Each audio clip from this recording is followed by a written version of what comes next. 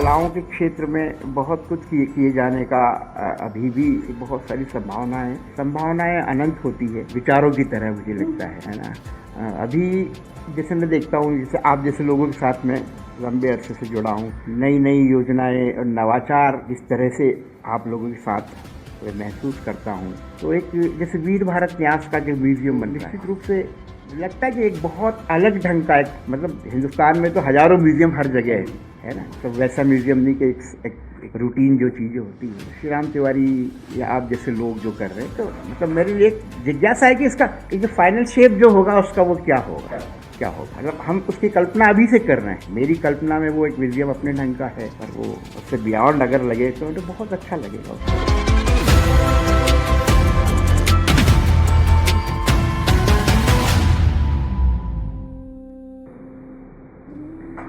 नमस्कार, मैं राहुल रस्तोगी।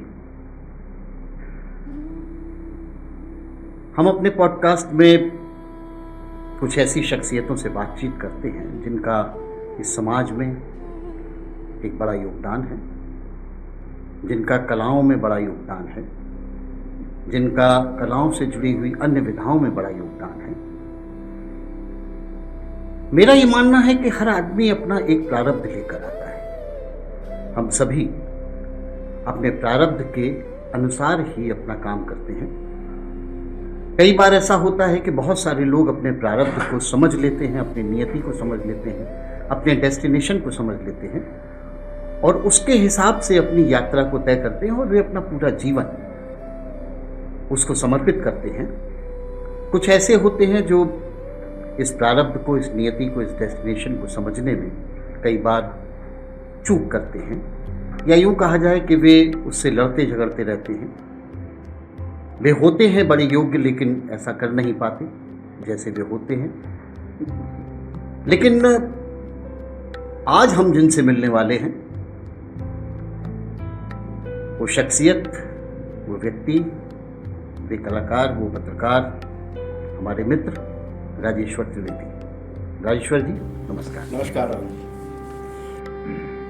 राजेश्वर, आपको जब से मैं जानता हूं तब से मेरी और आपकी पहचान एक पत्रकार के रूप में और मेरी एक कलाकार के रूप में आपसे हुई थी। मैं नाटक कर रहा था और आप उसके प्रेक्षक थे और उस पर आपने बहुत बेबाकी से अपना जो रिएक्शन था, जो प्रतिक्रिया थी, वो जाहिर की थी। और फिर संयोग से आप मेरे पड़ोसी भी बने और हम लोगों ने एक लंबा संवाद शुरू किया। उस पूरे संवाद में मुझे पहली बार ये पता चला कि आप मूलतः पेंटर हैं। आपने अपना काम, अपनी शिक्षा दीक्षा, फिर इसके बाद आपने आपका शौक़ आगे बढ़ा, वहाँ से होते हुए आप पत्रकारिता में आए। पत्रकारिता में भी आपने किन्हीं अन्य विषयों को न छूते हुए आपने कलाओं के संसार को छुआ। इस तरह की कुछ जानकारियाँ मेरे पास आई। मैं चाहूँगा कि इस बारे में, अपने बारे में, अपनी शुरुआत के बारे में आप हमको विस्तार से बताएं। राहुल जी, निश्चित रूप से मैं पहली बात तो ये कहना चाहूँगा कि मैं चित्रकार तो शायद नहीं हूँ, पर मैं चित्रकारों की सोहबत में या कलाकारों की सोहबत में रहा हूँ। तो सोहबत का असर मुझे लगता है कि आप पे जाहिर है कहीं ना कहीं होता है। तो मित्रवश या चित्रकारों के वश चित्रों के प्रति मेरी एक रुचि अपने ढंग से जागृत हुई और चित्रों को देखने का प्रयास, शिल्प को देखने का प्रयास, ये सब उन्हीं से सीखा है। और निश्चित रूप से राहुल जी, मुझे याद है लगभग 25 साल पहले, जहाँ मेरा आपका परिचय का जो मसला है, मैंने पहली बार भारत भवन में स्वदेश दीपक का नाटक कोर्ट मार्शल में मैंने आपको पहली बार देखा था। शायद एक सैनिक की भूमिका में आप उसमें, मैं मेजर था, मेजर बख्शी। हाँ, तो निश्चित रूप से स्वदेश दीपक अपने आप में एक बड़े लेखक थे और अच्छे कवि रहे हैं। और नाटक तो मुझे कोर्ट मार्शल हमेशा से बहुत पसंद रहा है। और उसके पहले मैंने उस नाटक को पढ़ा था और मंचन जो मैंने देखा, तो जिसमें आप अभिनय कर रहे थे, उस मंचन में मैंने पहली बार आपको देखा था और अच्छा लगा था। आपकी ऊर्जा का स्तर उसमें बड़ा कमाल का था। एक सैनिक में जो उत्साह होना चाहिए, डिसिप्लिन होना चाहिए, बहुत अच्छे से एक्ट किया था।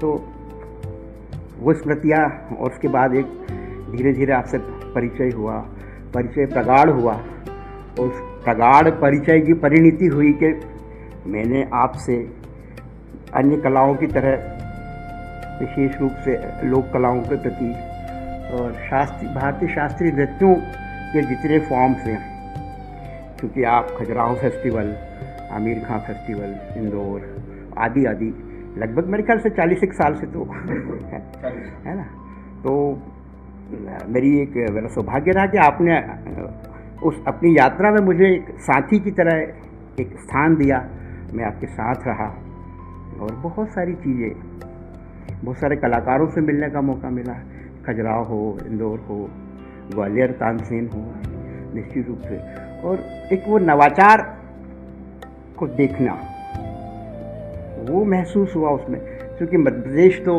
कलाओं को लेके देश में अपनी विशेष जगह रखता रहा है। कालांतर में आप जैसे लोगों ने, कपिल तिवारी जैसे लोगों ने उसको एक नई दिशा दी, और वो दिशा आज तो ये हालत है कि उसको कि वो रोल मॉडल की तरह हो गया है कि लोग उसको कॉपी पेस्ट की तरह जस का तस उठा के रख रहे हैं। मैं माफ़ी चाहूँगा, किसी को मैं अपनी बात से आहत नहीं करूँगा। तो निश्चित रूप से बहुत सारी चीज़ें, आप भी मित्रवत ही है, और भोपाल में पत्रकारिता के दौरान जहाँ मैं रहता था, मतलब माता पिता का सानिध्य था जहाँ उनका, तो एक वो पड़ोस वाला मसला अपनी जगह था। पर एक जो सबसे कहना चाहिए कि एक थोड़ी सी हट के बात ये कि कलाओं को लेके जो अब मेरी दृष्टि है, संस्कारवश जो थोड़ी बहुत रही होगी, पर वो मित्रवश ज़्यादा रही है, मित्रता और सोहबत के कारण वो चीज़। और मैं नहीं कहता हूँ कि मैंने उसको इम्प्रूव किया, देखने का एक तरीका ईजाद करने का प्रयास है, क्योंकि देखना भी एक तरह की रियाज है।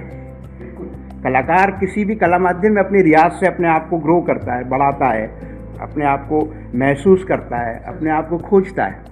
तो एक प्रेक्षक की तरह यदि मैं बात करूँ, सिंपल, बहुत ही साधारण स्तर पे, तो एक देखना, चाहे वो नृत्य हो, चाहे कोई किसी का चित्र हो या कोई फोक हो, सुनना है, तो ये महसूस करना है। तो मेरे को लगता है कि एक जीवन में एक विनम्रता का भाव देखने में भी होना चाहिए। क्यों नहीं, बिल्कुल सच है।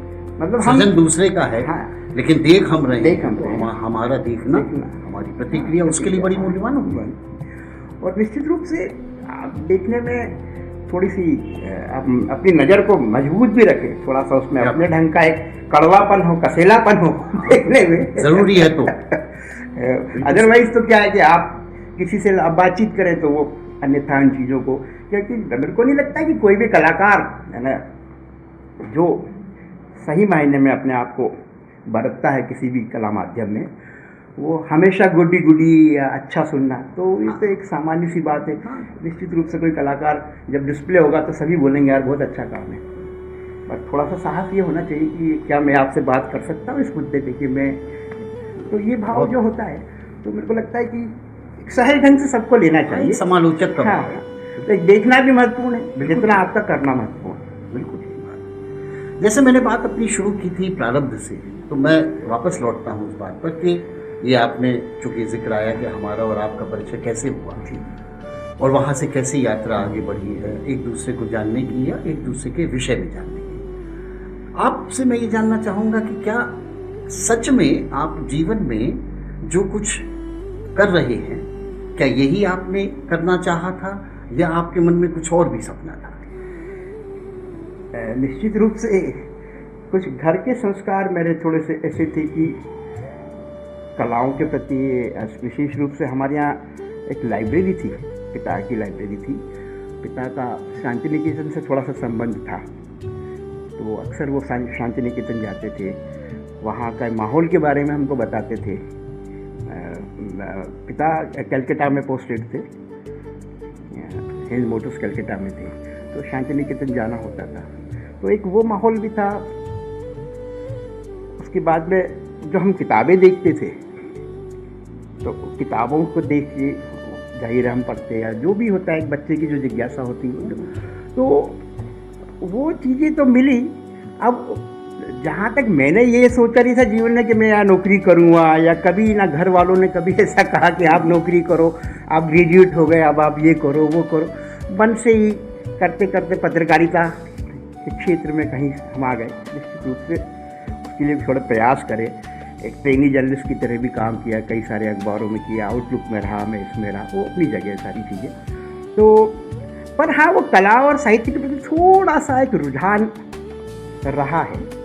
और फिर कालांतर में भोपाल जैसी जगह जब मैं पहुंचा, आप जैसे लोग मिले, या हमारे दोस्त अखिलेश वो मिले, या उज्जैन वाजपेयी मिले। श्री राम तिवारी की बड़ी भूमिका है। श्री राम तिवारी वो पहले व्यक्ति है कि भोपाल में जब मैं एक पत्रकार की तरह उनके पास गया तो उन्होंने कुछ लगा कि यार इसमें कुछ है वो, तो उन्होंने मेरे को तत्काल एक बड़ा काम दिया, एक किताब दी, एक विषय दिया। और निश्चित रूप से मैं उनके उस दिए हुए काम पे लगभग तो नहीं, पर हाँ खरा उतरा। मतलब 100% तो नहीं, पर मतलब जितना जो दिया उसको लेके, तो एक भोपाल का भी एक बड़ा हिस्सा या बल्कि कहा जाए कि हाँ, भोपाल की इसमें बड़ी तो जिम्मेदारी। हाँ, जिम्मेदारी तो भोपाल से भी काफ़ी कुछ मिला, वहाँ के माहौल से मिला। भारत भवन में देखना, कला परिषद की एग्जीबिशन देखना, आदिवासी लोग कला परिषद में जाके कभी कपिल तिवारी के साथ बैठना, उनसे बात करना, है ना, और वन्या में जाके तिवारी जी के साथ बैठना, तो वो वहाँ पे फिर वो विषयांतर हो जाता था, फिर अन्य अन्य विषयों पे बात होने लगती थी। तो ये लोग भी थोड़ी सी लिफ्ट देते थे कि यार ये थोड़ा सा समझदार है, या थोड़ा सा पढ़ा लिखा पत्रकार है। जैसे अलकनंदन हमारे वरिष्ठ रंगकर्मी हुए, तो वो कहते थे यार ये पढ़े लिखे पत्रकार आ गए, इनको आगे आने दो। तो मैं किसी, सारे ही पत्रकार पढ़े लिखे होते हैं, मैं किसी की तो वो भले ही मजे लेते हो मेरे। नहीं, मुझे नहीं लगता। असल में ये सच है कि पत्रकार तो सच में एक जैसे होते हैं, या सभी तो होते हैं। वो जैसे मंजूर शाह के साथ, लेकिन शायद आपकी तरह कलाओं की समझ रखने वाले कम, या उनके प्रति आपका जिस तरह का रवैया होता है या दृष्टि होती है, ये सच है। मतलब इसमें कोई हाँ, मैं फिर यही कहूँगा कि वो एक स्वरुचि होती है। यस, स्वरुचि से ही कुछ चीजें आप अपने आप को, हाँ, उससे आप बाहर आ सकते हैं, स्वरुचि के माध्यम से आगे बढ़ सकते हैं। मैं इस बात को, मतलब मैंने इसलिए इस बात को स्वीकार किया और आगे बढ़ाया कि मैं खुद उनमें से एक हूँ जिसके सादर अनुरोध पे आपने मेरे लिए मतलब वो कुछ रचा है, या वो कुछ कहा है, या वो कुछ लिखा है जो था नहीं। मतलब इससे पहले इस तरह का कोई विचार कभी हुआ नहीं। शहर एक घराना है, बिल्कुल सही। मतलब मेरे मन में जो जो जो गूंज रहा था, वो क्या बात है कि वो अमृतलाल नागर का उपन्यास था, बम्बई रात की बाहों में। और मैं ये सोचा करता था कि किसी भी शहर की अपनी एक पहचान होती है, उसका एक चरित्र होता है, उसका एक कलेवर होता है। तो क्या वो ठीक उसी तरह की चीज़ नहीं है कि जो उसको दूसरों से अलग करती है? और इसलिए मैंने आपसे अनुरोध किया और आपने उसको, हाँ, निश्चित रूप से वो काम आपने मुझसे करवा लिया। दरअसल एक दृष्टि देना भी बड़ी बात होती है। एक जैसे आजकल तो कॉमन से बोलते हैं लीडरशिप का एक गुण होता है कि आप में ये क्वालिटी, मैं आपसे ये कर, तो वो एक दृष्टि जो आपने दी थी वो सचमुच मुझे बहुत अच्छा लगा। और वो निश्चित रूप से मैंने मनोयोग से उस काम को किया था। एक छोटा सा टेक्स्ट था वो शहर को लेके, और वो हो गया बस। थोड़ा सा उसके बारे में बताएं आप। निश्चित रूप से शहर एक घराना है। हमने ये बात शायद उस्ताद आमिर खान के बहाने की थी, शुरू वहाँ से की थी कि कोई शहर कैसे एक आदमी से, एक कलाकार से, एक साफ हृदय मन से कैसे ग्रो करता है, या किस तरह के लोग उस शहर में रहते हैं, है ना। क्योंकि शहर, अच्छा शहर और बाजार में, अब वो क्या शहर अब तो बाजार हो गए, है ना। बिल्कुल ठीक है। पर वो वहाँ पे जो दृष्टि थी वो शहर की थी कि शहर बनता है लोगों से, उसमें रहने वालों से। बिल्कुल, शहर खाली मकानों से नहीं बनता, बिल्कुल नहीं बनता। और लोग और लोकमानस कई तरह का होता है, रहने वाले कई तरह के होते हैं, अच्छे होते हैं, बुरे होते हैं, समाज जैसे रचा जाता है उससे बनता है। तो बहुत सारी स्मृतियाँ शहर को लेके थी, उसमें मैंने शायद उसमें कहा बहुत अच्छे से कहा भी है। तो वो एक काम था जो आपने करवा लिया। बल्कि क्या हुआ कि उसके बाद वो आपने काम कर दिया। काम तो बड़ा सुंदर था ही, वो अर्थपूर्ण था, बहुत अर्थवान था। क्योंकि निश्चित तौर पर मैं इस बात में ही और थोड़ा जोड़ना चाहूँगा कि हम लोग अक्सर उन्हें ये लगा, आज की दृष्टि की बात मैं करूँ कि आज ही अभी हम लोग कहीं एक और बैठे हुए थे तो ये बातें चल रही थी कि अब उज्जैन वैसा नहीं रहा। हालांकि महाकाल तो थे, महाकाल में भी हमेशा रहेंगे, हमेशा होगा, लेकिन उज्जैन वैसा क्यों नहीं रहा। तो कई बार ऐसा लगता है कि शायद उज्जैन के बाशिंदे जो हैं, मूल बाशिंदे, वो उन तक बहुत सारी चीज़ें जो हैं वो उस तरीके से पहुंच नहीं पा रही या वो उसे ओन नहीं कर पा रहे। तो वे एक अजीब से डिलेमा में है, एक ऐसा डिलेमा है वो कि जिसमें वे अपने शहर की पहचान को बरकरार रखने में शायद कुछ कोशिश नहीं कर पा रहे। मतलब उज्जैन को तो राहुल जी 7 मोक्ष पुरियों में से एक पुरी माना गया है। हाँ बिल्कुल, है ना, बिल्कुल। और उज्जैन तो इतना प्राचीनतम शहर है, उज्जैन तो पुराणों का शहर है ना, बिल्कुल। उज्जैन का उल्लेख कहाँ नहीं है, भारतीय सनातन परंपरा के किसी भी आख्यान में, ग्रंथ में, महाकाव्य में। तो मतलब ये थोड़ा सा मेरे को अजीब लग रहा है कि इतने पुराने शहर की परंपरा के बाशिंदे अगर पहचान के संकट में हैं, अगर मेरे को लगता है, हाँ, तो थोड़ा सा वो यूं रिफ्लेक्ट होता है कि जब मान लीजिए आप विक्रम समारोह जैसा ये 140 दिनों का बड़ा समारोह रच रहे होते हैं, आखिर ये किसके लिए रचा जाता है? ये उस शहर में, उस शहर के लिए रचा जाता है, बिल्कुल उस शहर। और अगर उस शहर की भागीदारी ना हो तो ये लगता है कि इसका मतलब ये है कि क्या हम आपको जबरदस्ती विक्रमादित्य को समझा रहे हैं? नहीं, आप अपनी परंपरा और अपने अतीत को उस ढंग से नहीं जान रहे हैं जो कि है आप ही का। इतना रिच है, बिल्कुल, इतना उसकी निश्चित रूप से उसकी इतनी बड़ी परंपरा रही है कि आप इस शहर को कनक श्रृंगा भी कहा जाता है। हाँ, है ना? हाँ, जिसके श्रृंग जो है कनक। तो जब इस शहर की इतनी बड़ी परंपरा है तो समकालीन समय में ये जो क्राइसिस है जिसकी हम बात कर रहे हैं कि आप अपनी परंपरा से रिलेटेड या उससे संबंधित किसी भी इस तरह के आयोजन में अपनी शिरकत नहीं कर रहे हैं, आपकी भागीदारी नहीं हो रही है, तो ये मेरा कहने का आशय ये कि ये कहीं इस तरह का एक भ्रम देता है, आपकी अनुपस्थिति ये भ्रम देती है कि आप अपने बारे में, अपने शहर के बारे में, अपने ही विक्रमादित्य कौन है, आप इस धरती के महानतम राजाओं में से एक, वो आपके हैं, और आप जो है उस तरफ पीठ करके बैठे हुए हैं। ऐसा क्यों? हाँ, ऐसा यदि ऐसा है तो दुर्भाग्यपूर्ण है। जो देखिए, फिर वही बात है कि कुछ चीज़ों की अपनी शर्तें होती हैं। अगर प्रेक्षागृह है तो प्रेक्षक चाहिए, कलाकार चाहिए, उसकी पूर्णता, कलाकार का परफॉर्मेंस या उसका प्रदर्शन कहाँ है ही, खाली कुर्सियों पे तो नहीं होगा, है ना।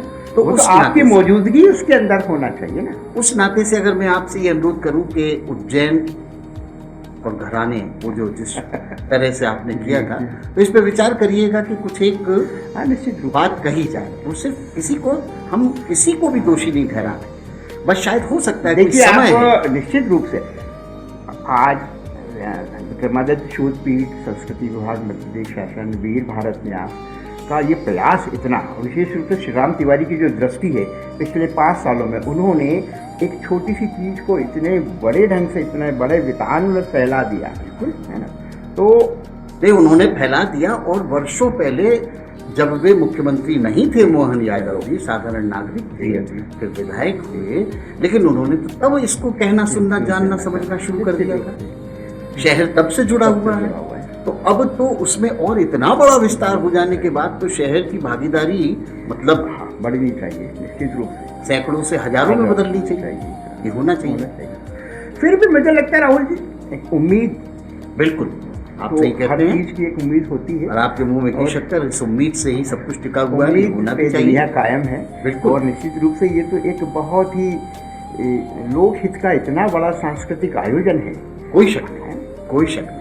लोक हित का ही है। बिल्कुल। विक्रमादित्य की स्मृति लोक स्मृति है, इतनी बड़ी लोक स्मृति है। और उनसे बड़ा तो कोई सम्राट नहीं हुआ है। निश्चित, बिल्कुल सही। यानी हम इतिहास की बात कर रहे हैं या पुराण की बात कर रहे हैं, है ना। बिल्कुल। तो मुझे लगता है कि चलिए हम समकालीन समय भी बदलेगा। हम विषयांतर करते हैं, हम इस बात पर आते हैं कि आपके पास भविष्य की क्या योजना है? सर, भविष्य की योजना के बारे में मैं कह सकता हूँ कि भविष्य मैं कैसे बता सकता हूँ कि मेरी भविष्य की क्या योजना है। फिर मुझे लगता है कि निश्चित रूप से कलाओं के इर्द गिर्द ही चलते चले जाएं।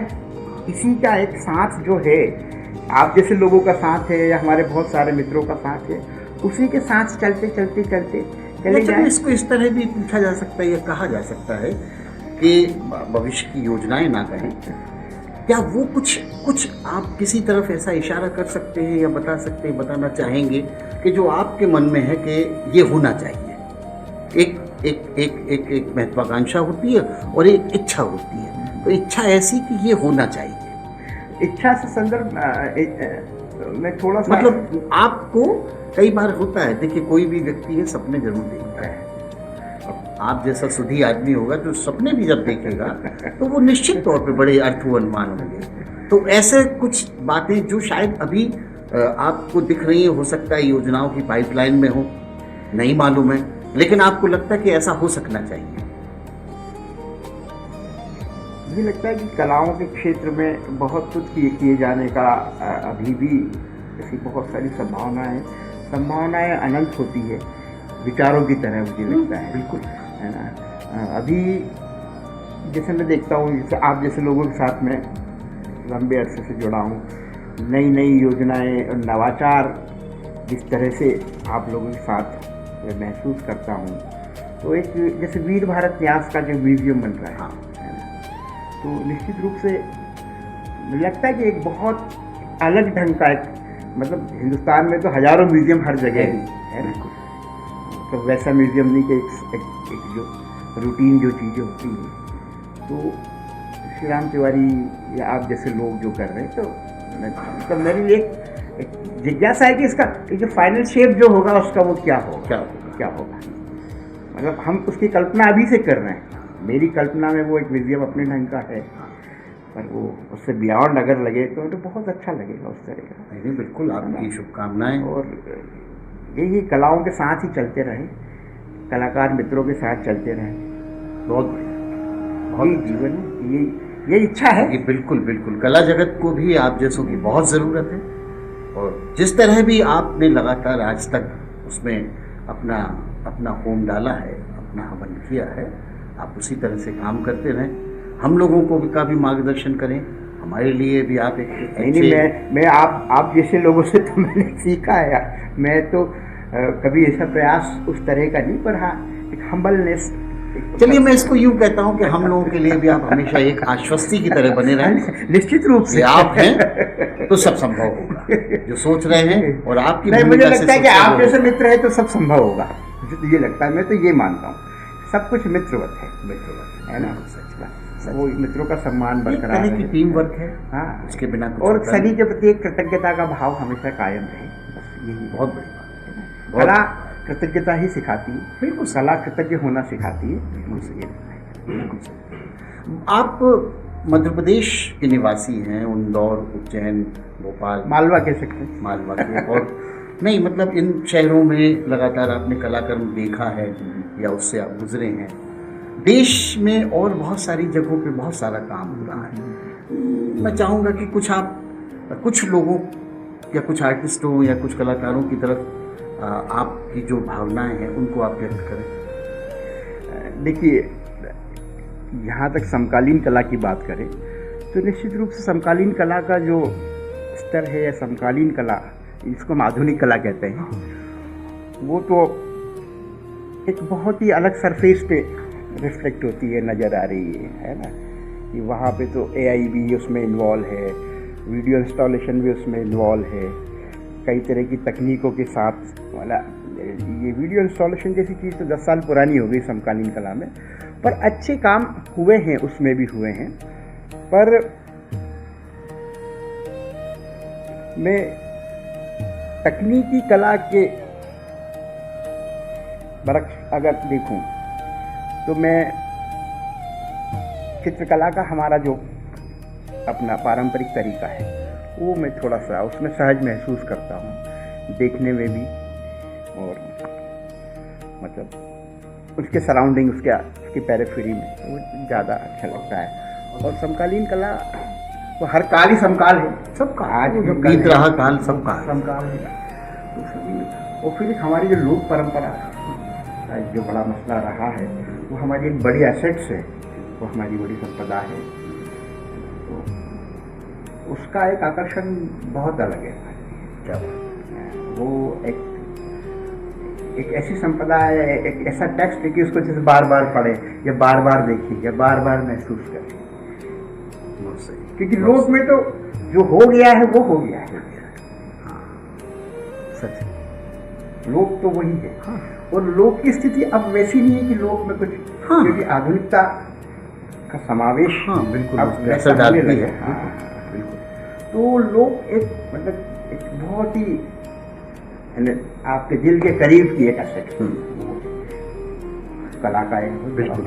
म्यूजिक में, पेंटिंग में, कल्चर में, सभी में लोग का अपना वही पैरेलल आप समकाल में जाते तो दोनों की अपनी एक जगह है, दोनों का अपना है। दोनों वो तो कर चुके हैं, जो कर रहे हैं समकाल में कुछ दोनों का अपना महत्व है। तकनीक के साथ कर रहे हैं। बहुत सारे हमारे दोस्त हैं वो तरह तरह के काम कर रहे हैं। अब एक का नाम लूंगा तो दूसरे को नहीं कोई जरूरत भी नहीं है। हाँ। बिल्कुल भी नहीं, हम बहुत व्यक्तिगत होना नहीं चाहेंगे। बिल्कुल ठीक बात है। बिल्कुल तो ऐसा ही बिल्कुल। इतिहास और कला लेखन के साथ थोड़ा भारतीय पौराणिक आख्यानों को जीवन में समय समय पर पढ़ते रहे। और होता है कि आप किसी राइटिंग में आपको कोई टेक्स्ट बहुत ज़्यादा आपको अच्छा लगता है, पुराण की कथाएं, महाभारत की कथाएं, अलग अलग प्रसंग, तो एक स्वरुचि उसके प्रति पढ़ते पढ़ते ही स्वरुचि से ही इन चीज़ों तक जब मैं पहुँचा। पढ़ने में तो आधुनिक टेक्स्ट भी बहुत सारा निश्चित रूप से पढ़ते रहे, पर हाँ थोड़ा सा प्रयास किया फिर बाद में, विशेषकर तिवारी जी की प्रेरणा से, श्री राम तिवारी जी की प्रेरणा से, कि थोड़ा सा इतिहास को लेके, मैथोलॉजी को लेके कुछ काम करना चाहिए। तो उस पर फिर मैंने कुछ देखना शुरू किया, पढ़ना शुरू किया, कुछ भारतीय महाकाव्यों का अध्ययन समय समय पे तो एक फुटनोट्स की तरह आप करते रहे, पर फिर थोड़ा होता है कि गंभीर एक सीरियस रीडिंग भी होती है कि थोड़ा गंभीर पाठ भी करें, उसका ढंग से पढ़ें। तो वो पढ़ा, पुराण और इतिहास के भेद जानने का प्रयास किया। दूसरा फिर वेदों के आसपास, हालांकि मैं ये नहीं बोला, पर हाँ वेदों को भी कहीं कहीं खंगालने का प्रयास किया, है ना। कुछ पुराण, विष्णु पुराण, शिव पुराण, वराह पुराण, काम के कारण इनको भी देखा। देखने के बाद फिर उनमें जो विशेष पात्र थे, या जो भारतीय ऋषि परंपरा की जहाँ तक बात है, भारतीय ऋषि परंपरा के जो ऋषि हैं उनको, या अगस्त की बात करें आप, धन्वंतरी की बात करें, वो तो देवताओं के वेद थे। तो इस तरह के जो बहुत सारे पात्र थे, उनके जो अलग अलग ढंग के जो काम थे, तो एक वो आकर्षण था कि कैसे भारद्वाज ने वैमानिकी की कल्पना की, कैसे अगस्त ने आप इलेक्ट्रिसिटी या करंट या विद्युत प्रवाह को किस ढंग से यज्ञ की आहुति देते हुए कैसे उसको फील किया।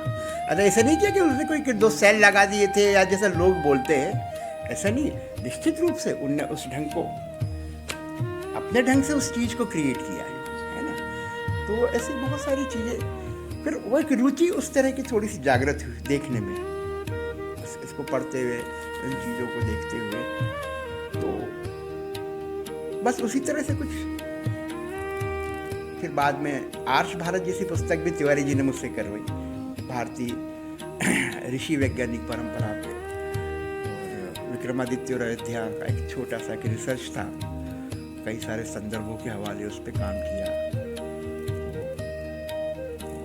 एक प्रोवाक वीर भारत न्यास के लिए हम एक रिसर्च जनरल है, वो उस पर हम काम करते हैं, विषय आधारित है। उसके 2 अंक हम अभी निकाल चुके हैं, एक सरस्वती सभ्यता पे और एक ऋग्वेद के 10,000 साल उसको लेके। और तीसरा अंक अभी हमारा प्लान, बल्कि अब से काम शुरू कर दिया है, भारतीय कालगणना पे। हाँ, निश्चित रूप से। तो इस तरह से कुछ ऐसा कोई जीवन में गंभीर काम नहीं, पर हाँ एक प्रयास है, वो दावा नहीं है किसी भी तरह का। आप दावा नहीं कर सकते हैं, एक प्रयास कर रहा हूँ मैं अपने स्तर पे। और मैं कह रहा हूँ कि जैसे तिवारी जी, राहुल जी, इस तरह के बहुत सारे लोग हैं, ये प्रेरणा है, इंस्पिरेशन है। इनसे जब बात करो तो आप कुछ निकलता है, एक रास्ता निकलता है। और निश्चित रूप से उज्जैन पे जैसा आपने बताया कि लोकमानस की उज्जैन की अपनी परंपरा है, पौराणिक परंपरा है, ऐतिहासिक परंपरा है, काव्यात्मक परंपरा है। उस परंपरा के लोग रहे हैं, कालिदास, स्वरा मिहिर जैसे लोग रहे हैं, बाणभट्ट रहे हैं, या यहाँ बौद्ध का एक बड़ा केंद्र है बौद्धिस्ट इरा का, ये अशोक यहाँ रहे। तो एक ऐसे शहर में बहुत लंबा क्राइसिस किसी भी तरह का, विशेष रूप से सांस्कृतिक क्षेत्र में नहीं रहेगा। मेरे को लगता है कि वो लोग अपनी उस अतीत की उस बड़ी परंपरा से अपने को कहीं ना कहीं तो जुड़ा हुआ महसूस करेंगे। हो सकता है जनरेशन गैप या थोड़ा थोड़ा कुछ कुछ होता है, हर पीरियड में, हर समय होता है। और वो जब अपनी परंपरा को जानने का प्रयास करेंगे तो वो पूरक नहीं रहेगा, वो तीर्ण की तरह होगा। चलिए, बहुत बढ़िया, आपसे बात करके बहुत अच्छा लगा। हम इसी तरह से आपसे और भी आगे जब कभी मौका मिलेगा तो बात करते रहेंगे। नमस्कार।